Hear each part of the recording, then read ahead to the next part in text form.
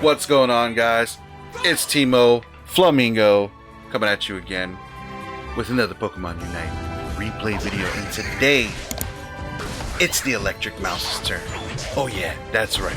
I just unlocked some of its more rare hollowware, courtesy of Timmy Tencent and their 10 extra balls for the 2-year anniversary event. Thank you kindly. But yeah, I actually dig the hip-hop style Pikachu. So I'm like, you know what, I barely use this little guy, so let me get in on it. We're off to a bad start, but that's okay. Also, I want to ask you a question, a serious question. If I told you that a Pikachu can outscore a Mewtwo, can out damage a Mewtwo, would you believe me? Nah, you wouldn't. You wouldn't believe me. Unless I had, well, I don't know, proof? As in a video?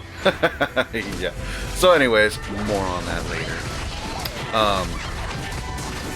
We got a good old Pikachu. I usually pick Thunderbolt Pikachu. I like staying away because, you know, Electro Ball is great. It's devastating in the first half of the game, and as well as Volt Tackle. But to be honest, Pikachu is one of those Pokemon that middles out towards the late version of the game. I guess that's, you know, that's why you put an energy amp on him, and you know, to sustain your damage output. But all around, Pikachu really isn't that bad, and he hasn't seen a buff in a very long time. But when you watch games like this, you kind of realize he doesn't need it. He's got a fantastic early game. You know, when you're not versing a deafening Mewtwo. I'm in the lane with Sliggoo right now, so it looks a little better because Sliggoo can sustain itself. And if I'm being honest, people, you know, you'll hear Spraykle say this, you'll hear Chris Hero say this, you'll hear a lot of good Pokemon Unite players say this. Bad players, most of the time, pick the best Pokemon. It's just a fact. Because good players like us don't need those Pokemon to win, and we also don't like choosing them. And that's just personal choice. Maybe there are good players. I mean, I'm sure there are good players that pick the best Pokemon because they want to keep their win rate pretty high. And there's nothing wrong with that. Honestly, I talk a lot of jazz, but at the end of the day, it's a game. It's a meta. There's always going to be one. There's always going to be the Pokemon of choice, and people are going to pick it. So just get over it, honestly. So with all that said, we're back on our Pikachu game, and as you can see here, we are putting down just some pretty good defense / offense, because a good defense is a good offense. Am I right, guys? Yeah. So Pikachu's doing its thing. It could use a boost, and for this game in particular, I do go for the Volt Tackle Electro Ball. As I said earlier, I do prefer the Thunderbolt because I like to stay away from people. In fact, I developed this habit when in the Zacian Comfy meta. For those who don't know, the Zacian Comfy meta was you're either Comfy, Zacian, or you're a ranged attacker. Or a ranged special attacker. You know. So, if you know, you know, is what I'm going to say. But, yeah, so we're about halfway through the game, coming up. It's looking pretty even. We're just continuing to dominate. Not dominate, but we're continuing to hold our own in the lane with our Goodra here. Continuously defending against the Slowbro. Gardevoir comes in with a bit of help. And Teleon, his weak ass, well, squishy, but I should say, isn't really taking it out. We take down that Slowbro, and we're ready to converge on the top here. As for the Pikachu build of itself, I feel like you're gonna see it at the end of the video, but Energy Amplifier, I feel, is an absolute must for Pikachu. His cooldowns aren't exactly long, so you're not using it for that. You're mainly using it for his Unite output. You can easily use Pikachu's Unite 4 times in a game, considering that you do get to level 9 at a reasonable stage in the game, usually before the half, but the halfway mark, you know, 5 minutes left, and it charges so fast, and even faster with an energy amp on it, that you can use his best skill in this game, because right here we put down the Mewtwo and the Slowbro with the help of the Gardevoir Unite and my Unite in tandem, and I get a 4 KO streak. Overkill, double kill, triple kill, overkill, 40 points on the northern goal. Ballin'.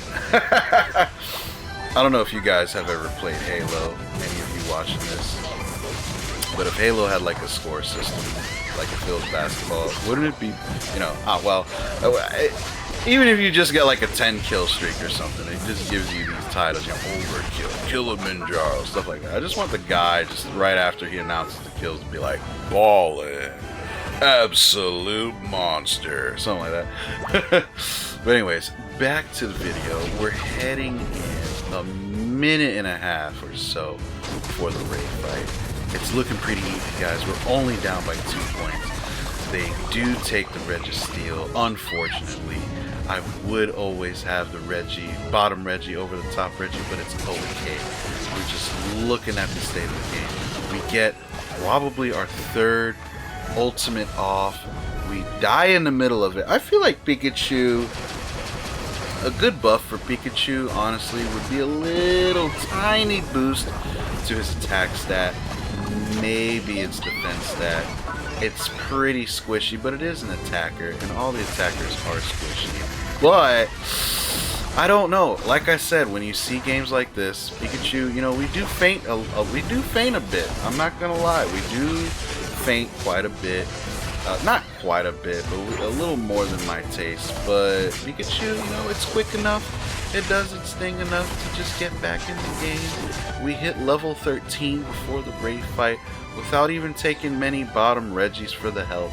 And, you know, when you see games like this, you kind of think, oh, maybe this Pokemon doesn't need a buff. But you guys got to remember, I am not a pro, but an intermediate Pokemon Unite player. I know what I'm doing.